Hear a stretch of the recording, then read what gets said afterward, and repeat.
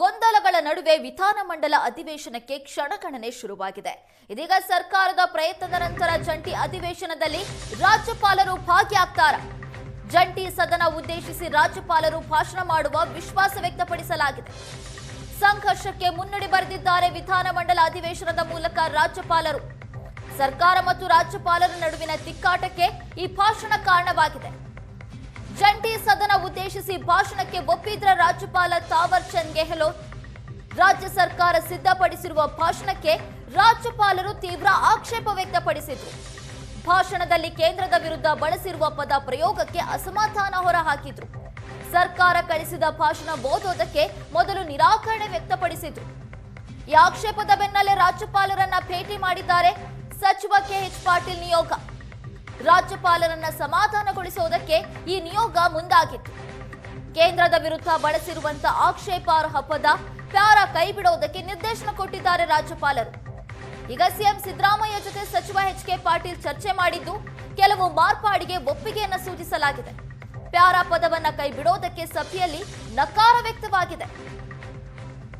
ನಿರ್ಧಾರದ ಬೆನ್ನಲ್ಲೇ ರಾಜ್ಯಪಾಲರಿಗೆ ತಡರಾತ್ರಿಯೇ ಮಾಹಿತಿಯನ್ನು ರವಾನೆ ಮಾಡಲಾಗಿದೆ. ಸರ್ಕಾರದ ಪರ ವಿವರಣೆಯನ್ನ ನೀಡಿದ್ದಾರೆ ಸಿಎಂ ಕಾನೂನು ಸಲಹೆಗಾರ ಪೊನ್ನಣ್ಣ. ತಿದ್ದುಪಡಿಗಳ ಕುರಿತು ರಾಜ್ಯಪಾಲ ಗೆಹ್ಲೋಟ್ಗೆ ವಿವರಣೆಯನ್ನ ಕೊಟ್ಟಿದ್ದಾರೆ. ರಾಜ್ಯಪಾಲರಿಗೆ ಸಮಜಾಯಿಷಿ ಕೊಡುವಲ್ಲಿ ಯಶಸ್ವಿಯಾಗಿದ್ದೀವಿ ಅಂತ ಪೊನ್ನಣ್ಣ ಹೇಳಿದ್ದಾರೆ.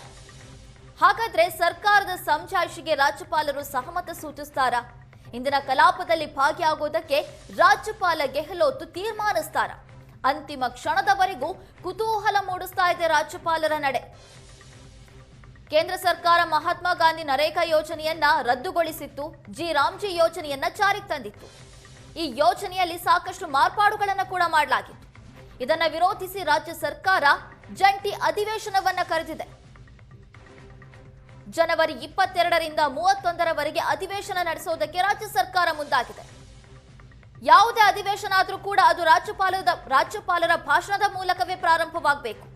ಆದರೆ ಈ ಬಾರಿ ನಡೆಯುವ ಜಂಟಿ ಅಧಿವೇಶನದಲ್ಲಿ ರಾಜ್ಯಪಾಲ ತಾವರ್ ಚಂದ್ ಗೆಹ್ಲೋಟ್ ಭಾಷಣ ಮಾಡೋದಕ್ಕೆ ನಿರಾಕರಿಸಿದ್ದಾರೆ.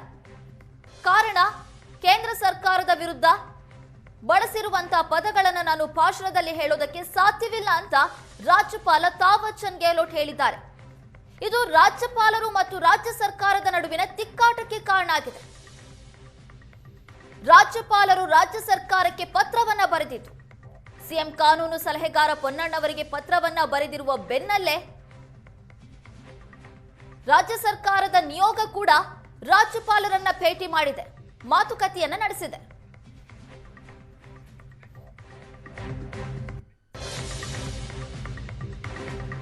ಗವರ್ನರ್ ವರ್ಸಸ್ ರಾಜ್ಯ ಸರ್ಕಾರದ ಮಧ್ಯೆ ತಿಕ್ಕಾಟ ಜೋರಾಗಿದೆ. ರಾಜ್ಯಪಾಲ ಗೆಹ್ಲೋಟ್ ಒತ್ತಾಯಕ್ಕೆ ರಾಜ್ಯ ಸರ್ಕಾರ ಮಣಿದಿಲ್ಲ.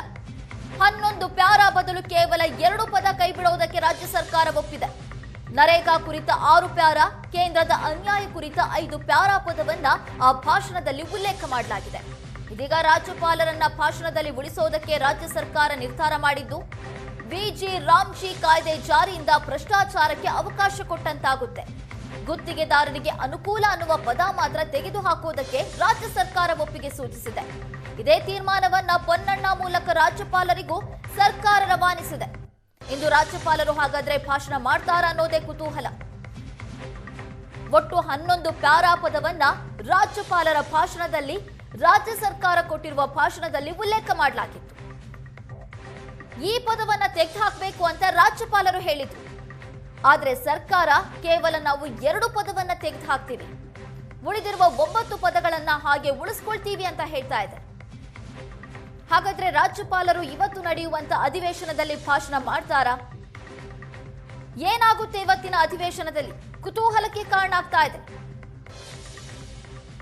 ಮೊದಲಿನಿಂದಲೂ ಕೂಡ ರಾಜ್ಯಪಾಲರು ಹಾಗೂ ರಾಜ್ಯ ಸರ್ಕಾರದ ನಡುವೆ ತಿಕ್ಕಾಟ ನಡೀತಾನೆ ಇದೆ.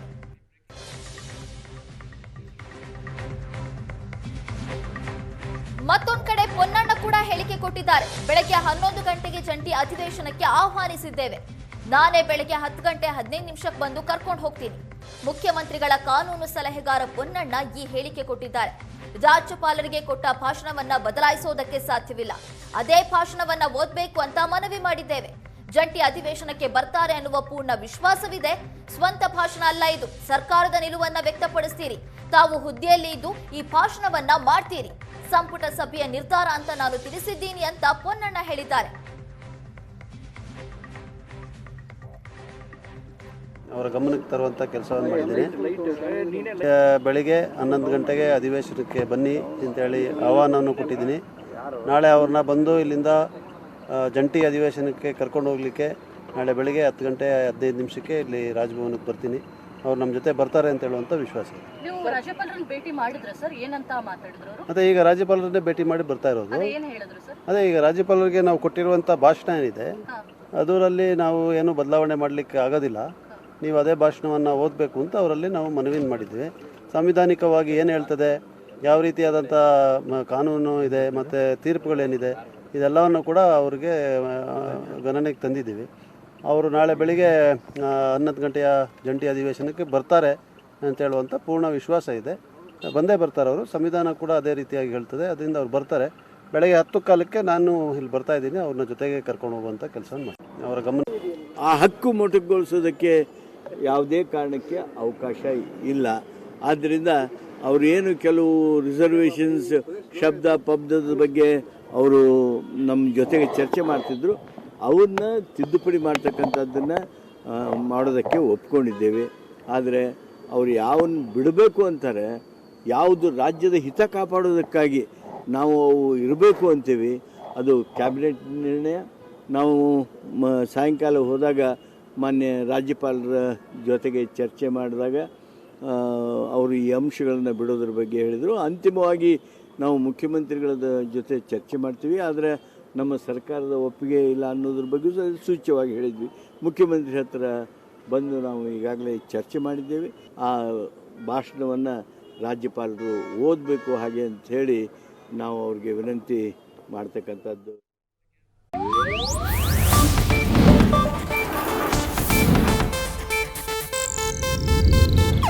ಇದು ಏಷ್ಯಾನೆಟ್ ನ್ಯೂಸ್ ನೆಟ್ವರ್ಕ್ ಪ್ರಸ್ತುತಿ.